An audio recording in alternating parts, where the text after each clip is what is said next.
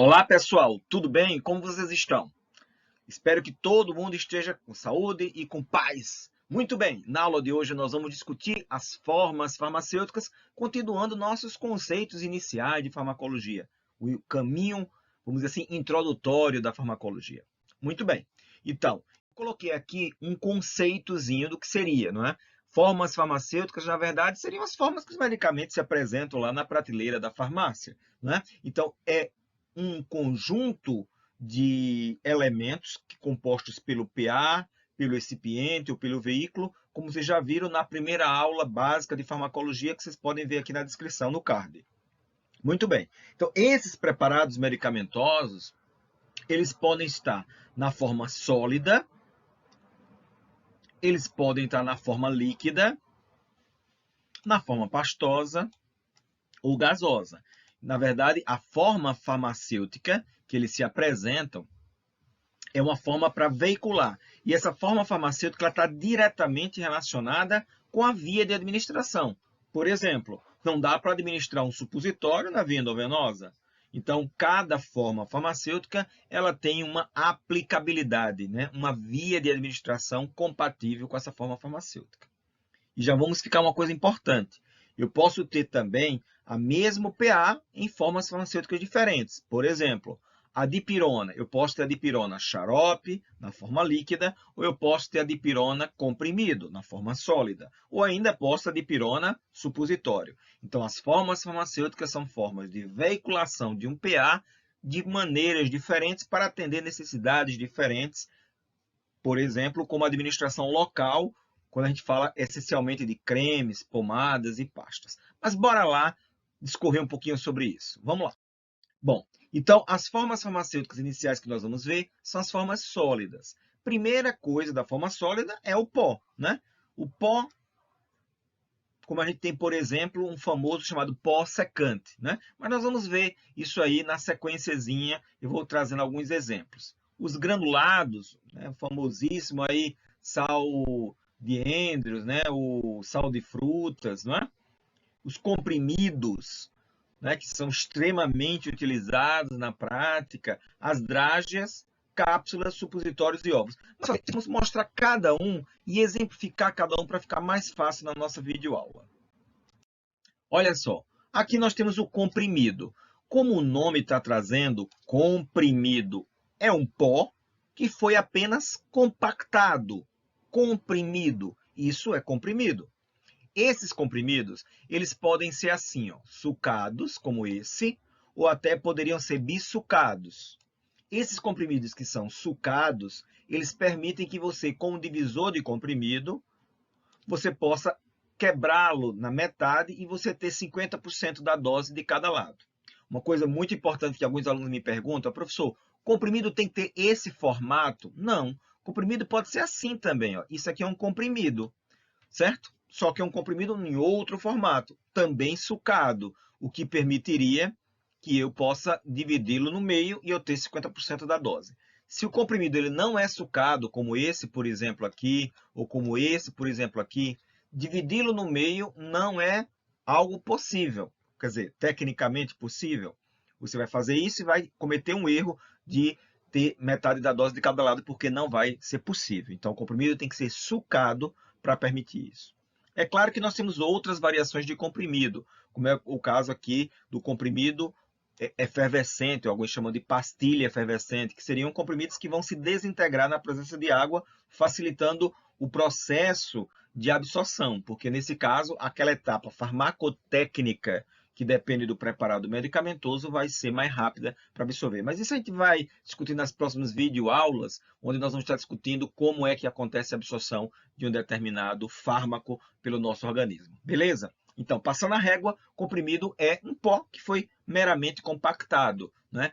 Só que a evolução mostrou o seguinte, que a gente precisava de um comprimido que pudesse resistir ao ambiente do estômago, o ambiente ácido, ou porque o fármaco seria destruído pelo ambiente ácido, ou porque o fármaco ou as bases que estão ali poderiam agredir o estômago.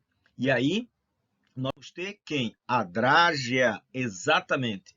A drágea nada mais é do que um comprimido que foi revestido normalmente com a capazinha de caramelo. Um grande exemplo dele é a Neosaldina, que não é patrocinadora do nosso canal, estou trazendo porque apenas ela é famosa, mas se a Neosaldina quiser patrocinar o nosso canal, será muito bem-vindo.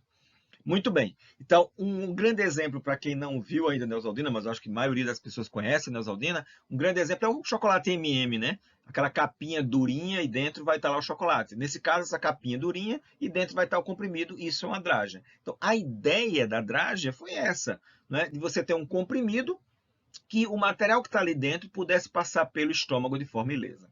É claro que essa camada em cima do comprimido tornou o comprimido um pouco grande. E isso faz o quê? Isso determina uma certa dificuldade em alguns pacientes de deglutir. Então, evoluiu-se a farmacologia e se produziu os chamados de comprimidos entéricos, ou comprimidos revestidos, que seria uma película bem fininha em cima do comprimido para permitir toda a ação que a draga tem, mas sem aumentar muito o volume da draga. Tá? Quer dizer, o volume como a draga é o comprimido revestido. A olho nu, parece um comprimido normal. Muito bem. E aí nós vamos ter quem agora? A cápsula. Muito bem, a cápsula. A cápsula nada mais é do que um envoltório gelatinoso, né? Ele vai ter duas partes, macho e fêmea, né? Que se encaixam perfeitamente ali. Essas cápsulas, elas podem ter dentro, como vocês estão vendo aqui, ó, pó. Elas podem ter dentro grânulo, ou ela pode ser, por exemplo, como essa aqui, de ômega 3, uma cápsula gelatinosa. Inclusive, nós temos cápsulas maravilhosas, né? Do Luftal, não é propaganda do Luftal, que é a dimeticona, que é utilizada como uma droga antifisética, né, para a liberação dos gases. A gente vai discutir aqui no canal, tem vídeos aí, tá? Então, cápsula seria isso, um envoltório gelatinoso que, claro, a gente vai ter uma série de tipos de cápsulas diferentes, né? Mas, a priori, é para proteger, não é? O material que está ali dentro, né? Tudo bem? Vamos para a nossa próxima forma farmacêutica, o óvulo. Eu coloquei aqui no mesmo slide óvulo e supositório, porque são extremamente semelhantes. A ideia do óvulo, né, é você colocar o óvulo lá no saco vaginal, essa mulher está colocando aqui, tá vendo? Ó? Ela está usando o dedo, né? E aí tem uma dedeirazinha, tem uma luvazinha de dedo, que permite que a mulher introduza o óvulo aqui no saco vaginal, para que a temperatura vá fazendo com que ele dissolva e vá liberando lentamente, fazendo a lavagem, por exemplo, uma lubrificação no canal vaginal. Diferentemente de quando se coloca um creme vaginal, que a mulher coloca, e se ela ficar em pé, por exemplo, vai cair toda na calcinha. Então, o óvulo é uma evolução importante aí para as terapias tópicas vaginais. Aí é o albucrezil, desculpe, que serve para quando a mulher faz cauterizações e procedimentos em relação ao HPV. Bom, a outra possibilidade, não é que bem semelhante ao óvulo, é o supositório, que é utilizado por via retal, essencialmente por via retal, né? E que é a mesma lógica, ele é glicerinado e a temperatura do corpo vai fazendo com que ele vá liberando ali e o reto vai absorvendo. Já fica uma dica aí. O reto, a porção, o terço final do reto, a absorção se dá pelo plexo hemorroidal e não passa por metabolismo de primeira passagem. Grava isso, vai ser importante lá na frente. Beleza? Bom, os granulados, né, que são formas sólidas pequenininhas, são granulados. Um grande exemplo desse granulado, a gente já falou aí, sal de fruta, né? Tá muito na propaganda da televisão brasileira aí também, o Estomazil, né? Também não recebo nada de propaganda aqui, mas se quiser patrocinar o canal, muito bem-vindo, Estomazil, que seria um granulado. E também o outro granulado muito utilizado aí é a acetilcisteína, né? É uma forma de granulado também que você vai dissolver ali e tomar. Um grande exemplo aí da acetilcisteína, que é um medicamento mucolítico que serve para desfazer aquela viscosidade do catarro. A gente vai estudar aqui, tá? Drogas mucolíticas. Muito bem. E a outra possibilidade seria pó para injeção. E um grande exemplo de pó para injeção é essa mocinha aqui, né? Todo mundo conhece, a maioria conhece, a benzetacil, né? Que é a penicilina benzatina, que é um pó liofilizado que você vai ressuspendê-lo mas a gente teria várias outras possibilidades aí de pó para ressuspender, como é a própria questão das preparações, que são chamadas de líquidas, né? Que são suspensões. O medicamento vem na forma pó, você vai ter que ressuspender esse pó para poder administrar. Bom, as formas farmacêuticas líquidas, nós teríamos soluções, como vocês estão vendo aí, xaropes, elixir, suspensão, emulsão e loções. Bora ver o que significa cada um. O primeiro exemplo aí, é claro que é a solução. Obviamente, o próprio nome já diz, solução, ela é uma mistura homogênea. Ela pode ser uma mistura homogênea de líquido com líquido, de líquido com sólido, né?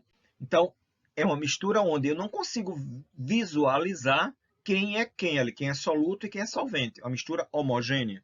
Eu trouxe aqui o soro fisiológico, né? Um enxaguante bucal o Listerine, né? Mas tem vários enxaguantes bucais aí que a gente chama de colutórios, né? Que serve para bochecho, gargarejo e embrocação. Veja que, novamente, a forma farmacêutica está relacionada com a via de administração, né? E os injetáveis, de modo geral, aí, na forma de solução, né?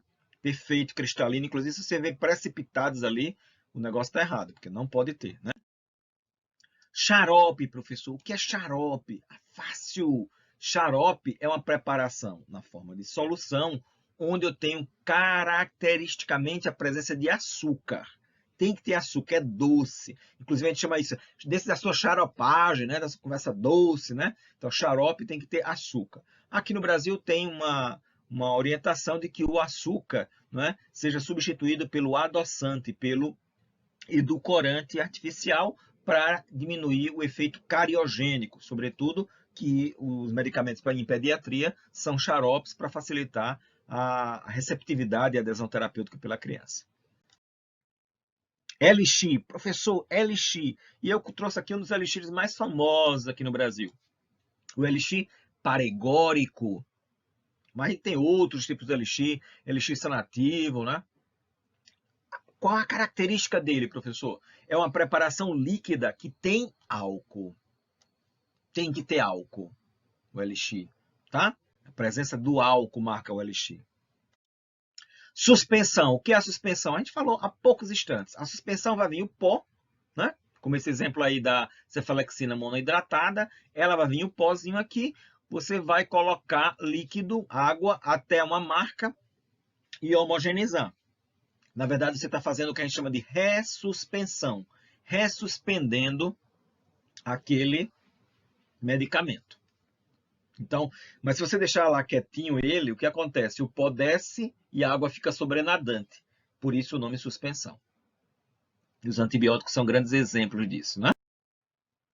Ah, quem é que não lembra disso? Quem é da minha época, aí um pouquinho mais antigo, vai lembrar desse medicamento aqui. Emulsão. Emulsão trata-se de uma mistura também homogênea, mas que tem a mistura óleo-água. E aí teve um agente emulsificante para misturar esse óleo e água. O grande exemplo, né? Esse rapazinho aqui, a emulsão de Scott, o chamado de óleo de fígado de bacalhau, né? Que as mães usavam muito para o menino que era magrinho, a menina que era magrinha para ganhar peso, né? Aquele sabor inigualável. Hoje em dia já tem um certo mascaramento do sabor dele, utilizando algum tipo de flavorizante, como é o caso desse aqui que usa laranja, tem de abacaxi, né? Mas é uma emulsão, a emulsão de Scott. Bom, a loção. A loção, ela é uma preparação semilíquida. A gente já poderia talvez até incluir a loção dentro das preparações pastosas, né? Mas aí ficaria essa colocação estaria entre a pastosa e a líquida, onde o PA é colocado normalmente para uso tópico, capilar, né, dérmico, mais nesse aspecto. Então, ela é uma mistura, vamos dizer assim, mais líquida, com mais água do que o próprio creme, né? Bom, aí já vamos para as formas pastosas, né? Que seriam pomadas, os cremes, as pastas e os géis. Bora lá discutir o que seria cada um deles. Pomadas. As pomadas, elas são semelhantes às outras, mas a característica da pomada e do creme, a diferença entre a pomada e o creme, é o conteúdo de óleo. A quantidade óleo-água da pomada em óleo é maior do que o creme.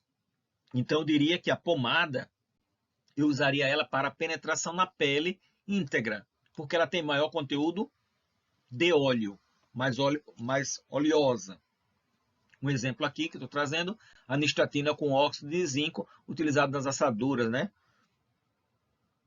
Aqui o creme, ó. O creme eu vou ter a mesma mistura óleo e água, mas eu vou ter mais água do que óleo.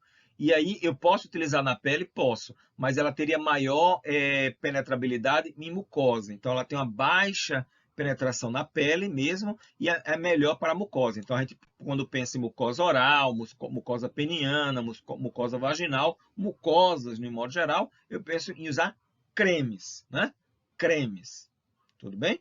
Então, creme seria uma mistura com mais água do que óleo e a pomada mais óleo do que água.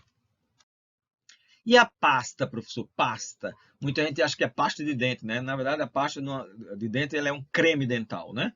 A pasta que nós temos, o grande exemplo, é esse que eu estou trazendo aqui, que é a pasta d'água, que seria uma mistura de massa com água, pó com água. Aí, quando você coloca na pele, a temperatura da pele faz a água evaporar e o pó fica fixado na pele. Muito usada a pasta d'água para assaduras, né?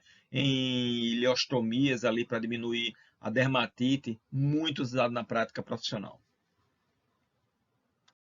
O gel. O gel. O gel tem o gel de cabelo? Tem o gel de cabelo. Mas aqui, o que seria o gel? O gel são partículas inorgânicas, não é? Que normalmente a base ali é de gelatina, que a ideia é colocar na pele, não para uma ação de grande absorção, mas para uma ação mais cutânea ali, né? Aqueles géis que diminuem medidas e tal. Um exemplo aí é essa forma do diclofenaco de etilamônio, que é utilizado para contusões, né, dor muscular, né? Nessa forma aí teria uma certa absorção, uma certa ação local do gel, né? Bom, e para finalizarmos nossa aula, nós vamos para as formas gasosas. E as formas gasosas, essencialmente, nós teríamos aqueles medicamentos que volatilizariam, como é o caso do alotano que vocês estão vendo aí, que é um anestésico inalatório. Então, tipo assim, eu abri, ele volatiliza, não é? Ou eu posso ter medicamentos que estão na forma líquida, que eu preciso utilizar algum tipo de técnica para volatilizar, por exemplo, gás, né? Nesse caso aqui, por exemplo, do nebulímetro, né? Que as pessoas vulgarmente chamam de bombinha, mas tecnicamente o nebulímetro, ele vai ter o líquido e o gás para esse gás pressurizar esse líquido, né? Então seria isso na nossa aulinha rápida sobre formas farmacêuticas. Fique aqui no canal, assista os nossos próximos vídeos e até a nossa próxima videoaula.